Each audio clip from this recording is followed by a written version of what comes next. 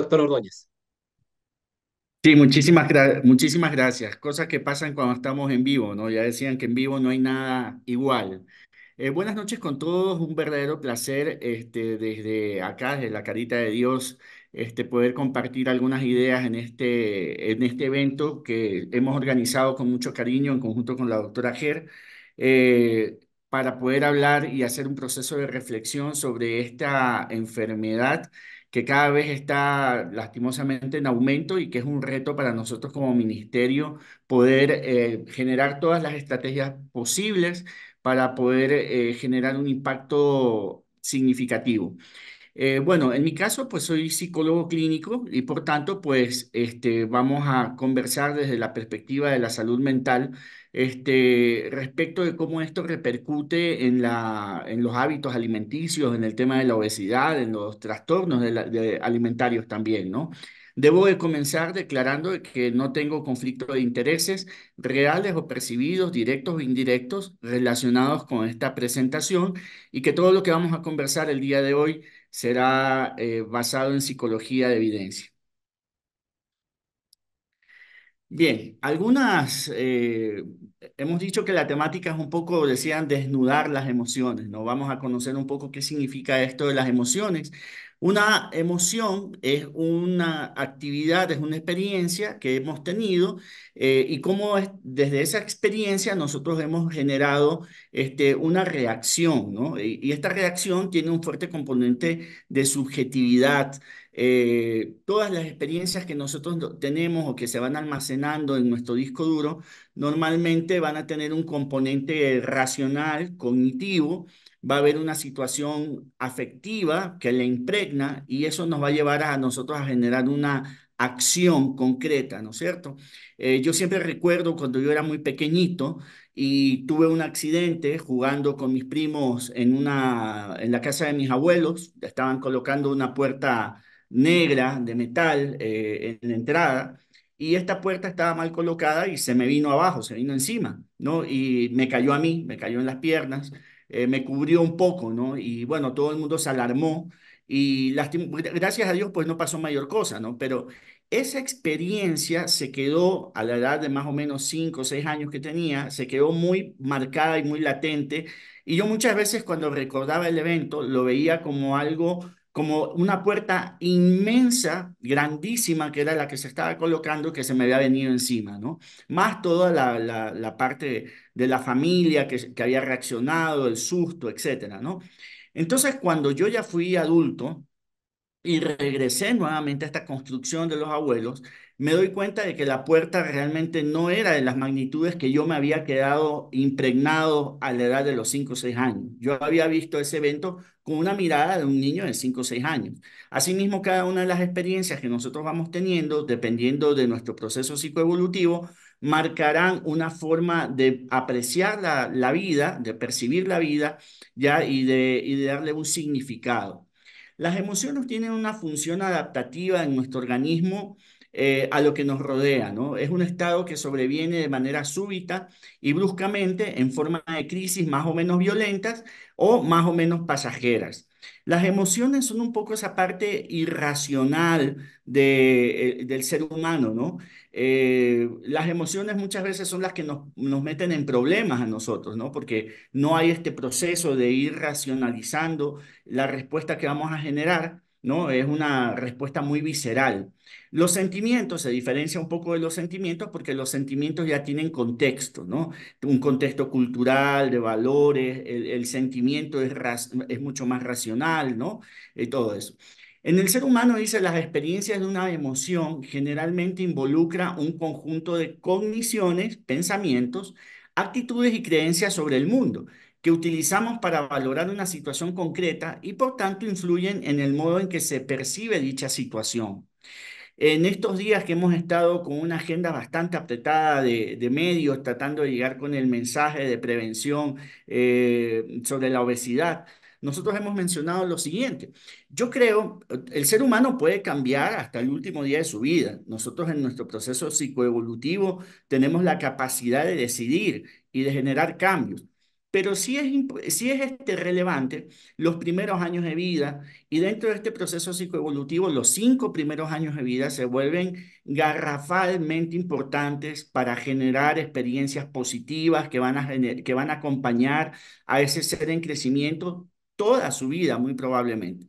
Entonces, en estas experiencias emocionales con significado, muy importante está el hecho de darles a conocer a los niños cómo se deben de alimentar y que las primeras experiencias sensoperceptivas, gustativas que ellos van a tener sean experiencias con el alimento natural, ¿no? Que no haya en esa alimentación una carga de sobre una sobrecarga de azúcares, de carbohidratos, de alimentos refinados, ¿no? Etcétera, etcétera, porque obviamente esto en el cerebro va a generar que haya este ciclo del gusto, del placer. El cerebro, todas las situaciones gratificantes y que se vuelven extremadamente gratas, siempre busca volverlas a repetir. Y entonces, cuando nosotros nuestras primeras apreciaciones gustativas son con una carga de un fuerte componente de azúcar, pues obviamente nosotros siempre vamos a estar en esa búsqueda constante. Por tanto, las experiencias emocionales primeras que se deben de tener debe de ser con la alimentación lo más natural posible, para que ese niño pues se vaya habituando a esos sabores y vaya generando un hábito que le va a acompañar toda la vida, ¿no? Cada individuo va a experimentar las cosas de una manera particular, diferente, van a haber diferentes situaciones de aprendizaje, pero muy importante en estos primeros años va a ser la plena convicción que tienen los padres respecto de la crianza que le van a dar a los hijos y dentro de la crianza estos hábitos alimentarios con los que se va a desarrollar. Bien, yo creo que estas figuritas se han vuelto parte de la cultura pop, ¿no? De la cultura popular por la película Intensamente, ¿no? Entonces, se habla de que estas son las 5 emociones básicas, dependiendo de los autores. Cogí la lámina porque precisamente tiene mucha familiaridad y puede ser mucho más sencillo que lo podamos ir entendiendo. Pero hay otros autores que hablan de 8 emociones básicas, algunos hablan de 11. Y bueno, realmente existe un sinnúmero de emociones. El conocer de las emociones, el saberle dar nombre a las emociones dentro de los procesos psicoterapéuticos son fundamentales, porque muchas personas no conocen qué emoción es la que está surgiendo en ellos, no le saben poner nombre. Entonces, cuando nosotros entramos en un proceso de psicoterapia, una de las cosas que hacemos o una de las estrategias que nosotros hacemos desde la salud mental es precisamente brindarle una lista de emociones en donde la persona pueda ir tarjando o ir identificando o pueda ir verbalizando qué es lo que él ha sentido frente a una experiencia A, B, C, Y, ¿no? Entonces, pues ahí tenemos alegría, la alegría que surge o que se genera a través de la diversión, genera euforia, gratificación, ¿no? Un estado de estar contentos, plenos, da una sensación de bienestar. Tenemos la adversión o el desagrado, ¿no? El disgusto, el asco, el rechazo que podemos generar, ¿no? Entonces, estos dos componentes fundamentales que son parte de estas experiencias a la hora de alimentarnos, ¿no? Cuando la mamita, por ejemplo, hace verbalizaciones positivas, ¿no? Sobre el tema del alimento, ¿no? O cómo nosotros generamos acciones alrededor, ¿no? Para, por ejemplo, cosas tan sencillas como en el plato, utilizar el brócoli, la zanahoria, la papita, ¿no? Y hacerle una carita a los niños en el plato que les forme que les genere interés hacia lo que ellos van a comer, ¿no es cierto? Entonces, en cambio, obviamente, el caso contrario de la aversión, ¿no? Cuando los mismos adultos dicen, ah, no, a mí el rábano no es que me guste, ¿no? O esto, yo brócoli nunca en mi vida, ¿no? Entonces, ya esas verbalizaciones, el niño las va escuchando, el niño también va a ver situaciones de que los padres o los adultos van dejando las cosas y esos ejemplos pues se van marcando y van generando pues obviamente el hábito respecto del vínculo que yo voy a tener con la alimentación. Yo me acuerdo tanto también asimismo cuando Mi hijo, uno de mis hijos, varones, yo tengo dos varoncitos, el menor de los varones, un día estábamos viendo, un fin de semana, estábamos viendo una película, comiquitas, estábamos viendo comiquitas, y yo casi siempre tengo la costumbre de cruzar las piernas, ¿no? Ha sido un hábito mío. Y entonces mi hijo en ese entonces tenía 3 años más o menos y estábamos los dos acostados cuando yo estaba con la pierna cruzada viendo las comiquitas y al rato lo veo a mi hijo que estaba con la pierna cruzada también viendo las comiquitas, el niño de 3 años.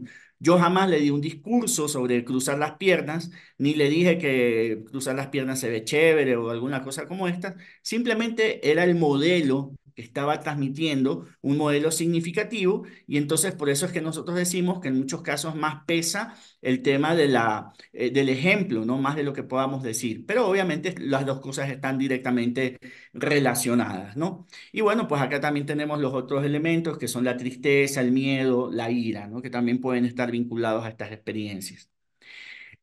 ¿Cómo se generan las experiencias emocionales? Pues bueno, hay algunos elementos. Primero, creo que la gran mayoría de nosotros habremos escuchado hablar de la sinapsis, ¿no? En algún momento estamos en un área de salud y entonces la sinapsis es la que forma la comunicación de las neuronas, ¿no? A través de ese espacio intersticial, a través de ese intercambio eléctrico que lleva información, ¿no? Entonces, a mayor cantidad de experiencias sensoperceptivas, neuronales favorables respecto de la alimentación, pues obviamente se va a ir almacenando en este disco duro que nosotros tenemos toda esa información. Lo bueno de este disco duro, de esta super mega computadora, bueno, lo bueno y a veces no tan bueno dependiendo de la experiencia, es que el cerebro no tiene ni backspace, ni eraser, ni delete. O sea, todo lo que usted le nutra al cerebro, todas las experiencias que usted vaya teniendo, que se van a ir almacenando, lastimosamente no se borran. El hecho de que no nos acordemos, porque hay todo un trabajo, ¿no? De qué es lo que se utiliza de acuerdo a las situaciones, qué es lo importante para el ser humano, no quiere decir que no esté almacenado en nuestra experiencia sensoperceptiva y en nuestro cerebro, ¿no?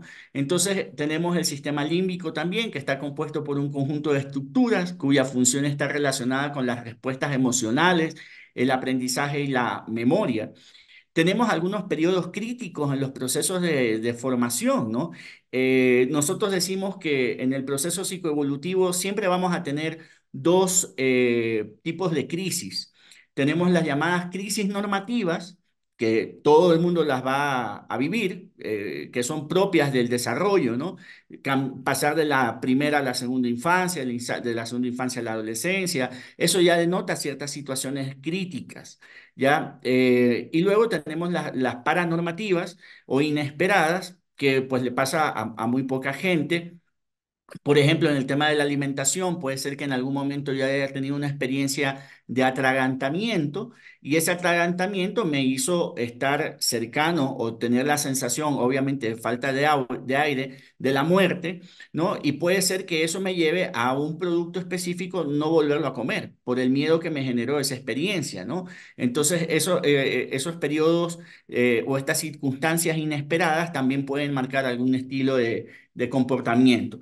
En el tema de los trastornos alimentarios y que están muy vinculados o que están dentro de ese paraguas de la ansiedad, normalmente las personas tienen ese miedo de deglutir, ¿no? Ese miedo de tragar, de no poder, ¿no? El ansioso normalmente tiene muy reseca las papilas gustativas, todo el tema de la boca, ¿no? Y eso muchas veces le da esa sensación de impotencia de no poder deglutir, ¿no? Y bueno, pues nosotros también tenemos el tema de la poda neuronal, que es un proceso en el cual se eliminan las conexiones neuronales poco utilizadas. El tope máximo de conexiones neuronales es a los 6 años y de ahí en adelante se van disminuyendo. Por eso es que es muy importante sobrecargar de experiencias favorables a los niños de temprana edad, ¿no? Y bueno, aquí tenemos, les presentamos a los neurotransmisores. Estos neurotransmisores cumplen diferentes tipos de funciones y pues bueno, los neurotransmisores, dice, son aquellas sustancias producidas por y para el cerebro, las cuales cumplen diferentes tipos de funciones, ¿no? Tenemos, por ejemplo, el tema de la adrenalina, que es la que nos da los niveles de energía. Y que en ese sentido nosotros tenemos que saber cuándo debemos de saberla bien utilizar, ¿no? Entonces, para aquellas personas que buenamente se dedican o quieren hacer ejercicio continuado, como debiera de ser, pues las horas adecuadas, pues para podernos activar el cuerpo, pues son las primeras horas de la mañana. Y se sugiere que uno no debiera de hacer ejercicios pasadas las 6 de la tarde, pensando que la hora en la que nos vamos a acostar, la recomendada, es que no exceda las 10 de la noche, para que haya una buena creación, por ejemplo, de otro neurotransmisor, que es el neurotransmisor GABA. Cuando las personas no dormimos después de las 10 de la noche, y me incluyo, porque a veces uno recién termina su jornada como esa hora y empieza a pensar en el tema de la cama, cosas de las sociedades que hemos creado, pero lo idóneo no es pasar las 10 de la noche. Si uno pasa después de las 10 de la noche, no se genera mucho neurotransmisor GABA, por ejemplo, ¿ya? Y entonces el neurotransmisor GABA es el regulador emocional. Y ¿cómo es que se llama? A menos niveles de neurotransmisor GABA, aumentan los niveles de ansiedad, por ejemplo, ¿ya? La serotonina y la dopamina, en cambio, son las llamadas, los neurotransmisores de las hormonas de la felicidad, ¿no? Las que nos generan placer, las que nos llevan a generar actividades, a tener un adecuado estado de ánimo, a ver las cosas con alegría, con significado, ¿no?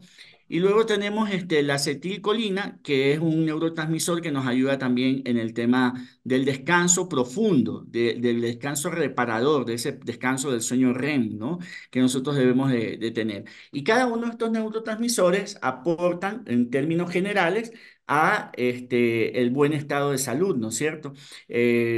Cuando una persona, por ejemplo, no tiene una calidad de sueño adecuado, no solamente el tema de la cantidad de sueño, sino la calidad de sueño, pues eso hace que se lentifique la dinámica del organismo y obviamente eso puede ser uno de los factores que predispone al tema de la obesidad, ¿no? O de los trastornos alimenticios. El señor Goleman, que es un estudioso de las emociones, acuñó por allá en el año 96 o 94, si la memoria no me falla, el término de la inteligencia emocional, ¿no? Y él decía que es la capacidad que nos permite de tomar conciencia de nuestras propias emociones, de comprender los sentimientos de los demás, de tolerar las presiones y las frustraciones, en sí mismo de tener una adecuada capacidad autorregulativa. Hoy por hoy, el tema de la salud mental está mucho más implícito y a pesar de que venimos hablando desde hace algunas décadas de los equipos multidisciplinarios, de la atención integral, realmente el psicólogo en la última década, por lo menos en la realidad ecuatoriana, ha ido siendo mucho más implícito y se toma mucho más conciencia de la importancia de este profesional de la salud para el acompañamiento de ciertos elementos, y no todos, que tienen que ver con el tema de la salud integral.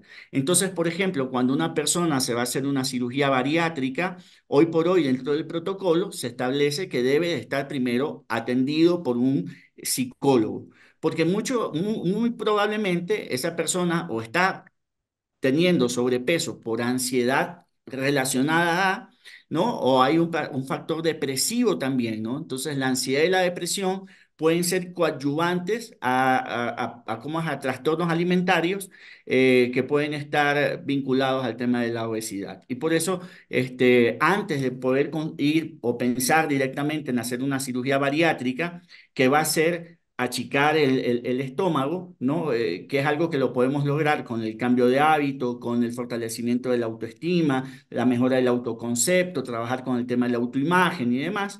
Debiéramos nosotros primeramente pasar buenamente por un proceso psicoterapéutico que ayude, sea que la decisión médica posterior sea que igual se haga la cirugía, pero muchas de las cirugías bariátricas realizadas fracasan precisamente porque no ha habido el acompañamiento psicoterapéutico en el cual le ha ayudado a regularse emocionalmente. Y puede ser que al inicio, pues, coma poquito, como el estómago se ha achicado, pero constantemente la ansiedad le empuja a seguir comiendo, a seguir comiendo y nuevamente recupera la talla regular que tenía antes de la propia cirugía y se convierte en un fracaso.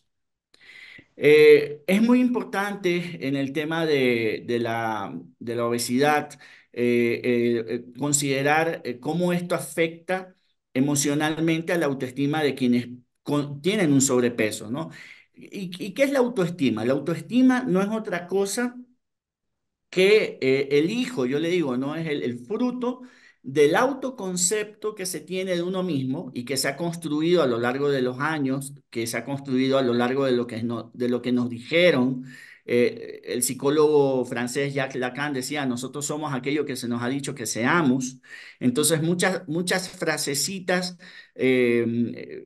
de la familia nos han marcado, ¿no? Nos dicen ay, qué linda el gordito, la gordita, mira esos cachetones, no sé qué y no sé cuánto, ¿no? Entonces, sin querer queriendo, nosotros predisponemos a que la persona vaya teniendo un autoconcepto distorsionado, inadecuado en nosotros mismos, ¿no? Y entonces, por otro lado está el autoconcepto, pero por otro lado está la autoimagen, que es lo que nosotros vemos reflejado todos los días en la mañana en el espejo, cómo yo me miro y cómo yo me siento, y entonces la relación entre el autoconcepto y la autoestima, perdón, y la autoimagen generan la autoestima, ¿no es cierto? Entonces, para aquellas personas que se ven con sobrepeso, pues obviamente se ve afectada su autoimagen y su autoestima y por tanto su propio autoconcepto. Por eso desde la parte psicológica y emocional también es importante el hecho de poder regular, ¿no? Y estar en estándares adecuados, no solamente por la percepción, sino por el tema de salud que tanto hemos conversado en estos días, ¿no es cierto? Entonces, otro psicólogo que habla también sobre este tema de la construcción de la autoestima, que es Carl Rogers, decía que en nosotros cohabitan tres tipos de yo persona, ¿no? Tenemos el yo nocional, que es la noción de ser humano que tengo en este momento, en mi caso a mis 47 años, en este día, ¿ya? Pero ese yo nocional ha sido fruto de las experiencias previas que hemos tenido, que las conversábamos en las primeras láminas y su importancia, ¿no es cierto?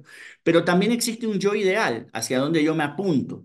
Entonces, entre estos tres yo debo de caminar para poder alcanzar el ideal de persona que quiero ser. Si yo me quiero aproximar a un ideal de ser humano mucho más sano, tengo que empezar a generar experiencias que me lleven a esos niveles de salud, ¿no? Entonces debo de tomar conciencia de que si quiero bajar de peso, tengo que alimentarme bien, que si quiero bajar de peso, tengo que hacer ejercicio, que si quiero bajar de peso, tengo que dormir bien, ¿no? Entonces, para poder llegar a ese ideal de persona que quiero llegar. Las personas con autoestima elevada, con autoestima alta, pues actúan con independencia. Quien quiere bajar de peso, quien quiere regular su estado de salud, pues no va a necesitar que nadie le esté diciendo, mira, tienes que comer de esta manera, esta es la dieta, ¿no? Vemos a veces un poco en las películas, ¿no? Aquella persona que se esconde el pan, que esconde la fruta y que se pega su escapadita para comérsela, que nadie lo vea, lo observe, ¿no es cierto? Entonces, una persona con un buen nivel de autoestima, pues sabrá que no necesariamente le tienen que estar controlando para tener esta propia capacidad autorregulativa. Afronta nuevos retos, los retos que hemos mencionado, como por ejemplo el hecho de ser saludables, de estar, sentirnos, vernos y sentirnos saludables. Los pensamientos son positivos. Nosotros tenemos que aprender a evaluar qué es lo que entra en nuestra cabeza, qué es lo que estamos pensando. Mucha gente con trastornos de ansiedad, uno de los síntomas de la ansiedad precisamente es el pensamiento de tipo rumiante, ¿no? Yo le estoy dando vueltas ahí, ¿no? Y fíjense en que en el tema de bajar de peso, existe una situación paradojal, ¿no? Se genera una paradoja psicológica. Aquella persona que está pensando es que tengo que bajar de peso y tengo que bajar de peso, y tengo que bajar de peso, con ese pensamiento rumiante, ya precisamente genera la paradoja y no baja de peso y muy probablemente sube de peso porque se está generando ansiedad, se está presionando por el tema del control de peso. Los pensamientos debieran de ser o debería entenderse que son más en cánones de salud, ¿no? Voy a bajar de peso porque me quiero sentir mejor, me quiero ver mejor, etcétera. Obviamente una persona con alta autoestima se siente orgulloso por los logros que ha alcanzado, ¿no? y nosotros hemos visto tantas personas que cuando llegan a su peso ideal, pues obviamente se sienten muchísimo mejor. Hoy por hoy, por los retos, estos, ¿cómo se llama? A través del TikTok y todas estas redes sociales, ¿no? Vemos cómo las personas se ponen en una fecha con un peso y después de tantos meses la mejora significativa que ellos están teniendo, ¿no? Obviamente nos vamos a sentir a gusto con nosotros mismos, se siente satisfecho de lo que bien ha hecho, ¿no? Y demás. Algunas rutinas y cuidados diarios que nosotros debemos de tener y que son absolutamente gratuitas, ¿no? A veces uno piensa que la salud tiene un costo elevadísimo, ¿no? Más bien la insalud, la no tener la salud, triplica más bien los costos por parte del Estado, ¿no? Y nosotros como Estado, pues obviamente queremos tener población sana, saludable. Entonces, ¿qué cosas nosotros debemos hacer para poder tener este ideal de salud? Pues tenemos que tener un tiempo de desconexión y de descanso. Recientemente la Asamblea aprobó esta ley, ¿no? De que ya no se puede, y yo creo a veces somos tan mal llevados, se tiene que sacar una ley, algo que es de sentido común, ¿no? O sea, ya los jefes ya no pueden mandar mensajes después de las 4 o 5 de la tarde, dependiendo de la jornada laboral, hay que respetar el tiempo de familia. Las empresas inteligentes, y yo quiero creer que el Ministerio de Salud, órgano rector, es una empresa inteligente, debe de cuidar el tiempo de calidad de la familia de sus usuarios internos. Es decir, de sus funcionarios, ¿ya? Entonces, hay que respetar que después de las 4 de la tarde, 5 de la tarde, ya se acabó la jornada laboral y obviamente a nosotros nos corresponde optimizar nuestras 8 horas laborales para que después las 8, 9, 10 horas que podamos estar fuera del trabajo, lo disfrutemos plenamente con nuestra familia, ¿no? Hay que mantener, pues obviamente, el contacto con la familia y los amigos.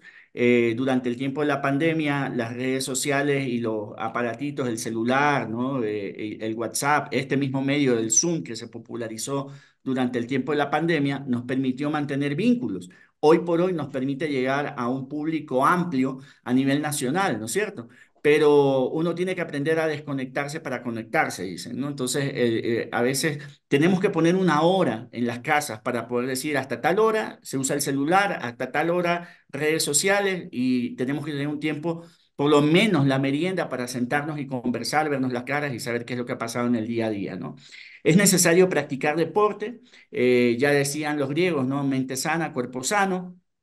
La OPS-OMS establece el tiempo para nosotros poder practicar el deporte. Debería de ser mínimo 150 minutos a la semana, 30 minutos diarios de 5 días a la semana. Y luego el tiempo óptimo es 300 minutos, que es una hora 5 veces a la semana. Y ese ejercicio tiene que estar dividido entre ejercicio cardio saludable y debe estar también un tiempo para fortalecer la parte musculoesquelética, ¿no?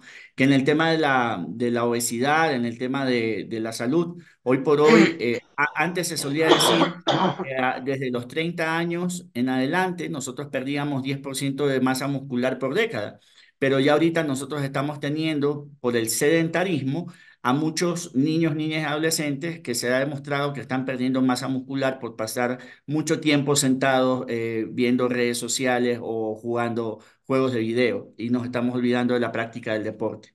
Tenemos que generar actividades de ocio y culturales, ¿no? Hay que nutrir el cerebro. Mientras más uno lee, se abre un sinnúmero de dimensiones y se abre el abanico de posibilidades para la construcción de la vida que queremos. Tenemos que aprender a estar en contacto con la naturaleza. Cada vez se ha demostrado cuán beneficioso es el hecho de descalzarnos, de poner los pies en tierra. Ahora se estimula mucho el tema del abrazo al árbol, ¿no? Abrazar al árbol, abrazar a una persona, ¿no? Pero el abrazo es fundamental. El hecho de aprender a respirar, ¿no? De oxigenarnos. Más del 90% de los dolores de cabeza son por falta de oxígeno al cerebro. Entonces tenemos que aprender a inhalar, contener unos segundos para que todo nuestro organismo se oxigene y luego exhalar, ¿no? Y si a eso lo acompañamos de prácticas de relajación y meditación, pensamientos positivos, ¿no? Es mucho más beneficioso todavía. Y no requiere mucho tiempo. A veces, si usted se levanta y tiene la costumbre de ducharse, ¿no? Entonces usted permítase unos 5 minutos de que el agua caiga sobre su cuerpo, cierre los ojos y respire. ¿No? Bueno, decíamos nosotros el hecho de tener un hobby, practicarlo y tomar el sol durante 30 minutos al día. Obviamente evitar las horas fuertes donde hay mayor cantidad de rayos UV. Siempre se recomienda entre las 5 y 9 de la mañana en los países donde el sol sale tempranito, tempranito, y también entre las 5 y las 9 de la noche en los países en donde hay luz de sol hasta esa hora, ¿no es cierto? Y bueno, con estas ideas, desde la salud mental, espero haber aportado y enriquecido a este webinar con el tema de la obesidad. Muchísimas gracias.